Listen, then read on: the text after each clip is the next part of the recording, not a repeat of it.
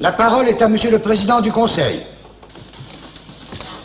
Messieurs, Monsieur Chalamon vient d'évoquer en termes émouvants les victimes de la guerre. Je m'associe d'autant plus volontiers à cet hommage qu'il s'adresse à ceux qui furent les meilleurs de mes compagnons. Au moment de Verdun, Monsieur Chalamon avait 10 ans, ce qui lui donne par conséquent le droit d'en parler. Étant présent sur le théâtre des opérations, je ne saurais prétendre à la même objectivité. On a une mauvaise vue d'ensemble quand on voit les choses de trop près. Monsieur Chalamon parle d'1,5 million morts. Personnellement, je ne pourrais en citer qu'une poignée. Tombez tout près de moi.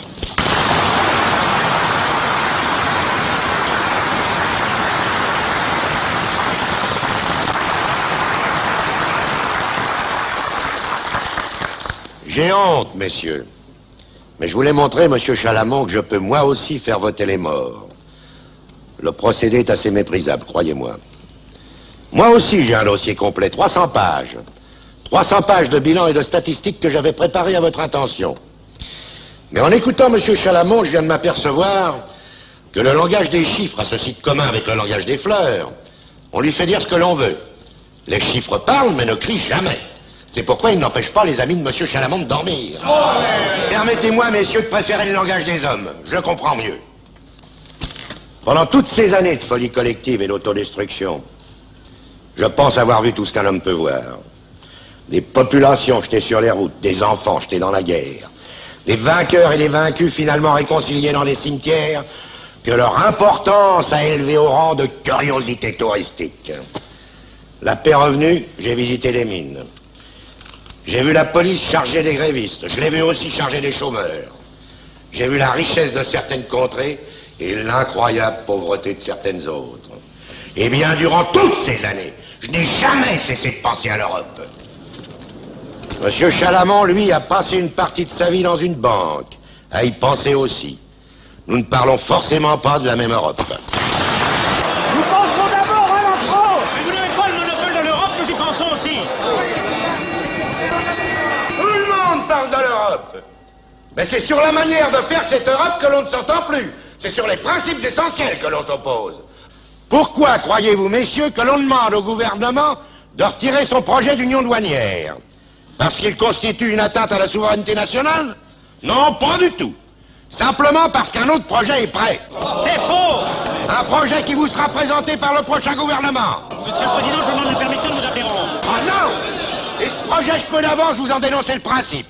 La constitution de trusts horizontaux et verticaux et de groupes de pression qui maintiendront sous leur contrôle non seulement les produits du travail, mais les travailleurs eux-mêmes. On ne vous demandera plus, messieurs, de soutenir un ministère, mais d'appuyer un gigantesque conseil d'administration.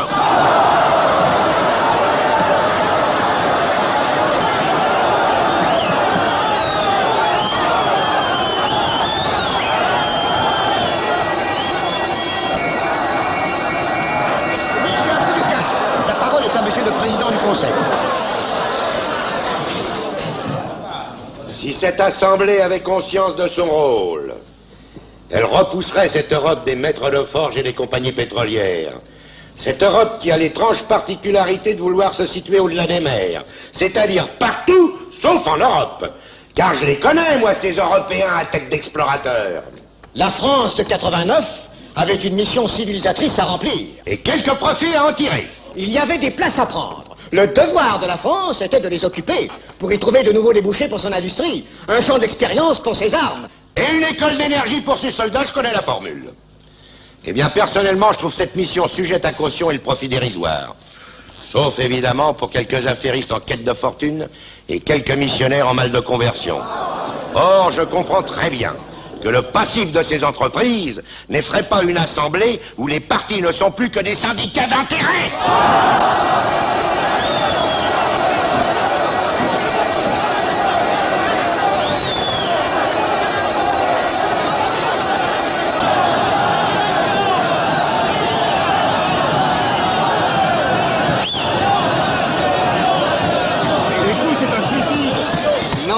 C'est un adieu.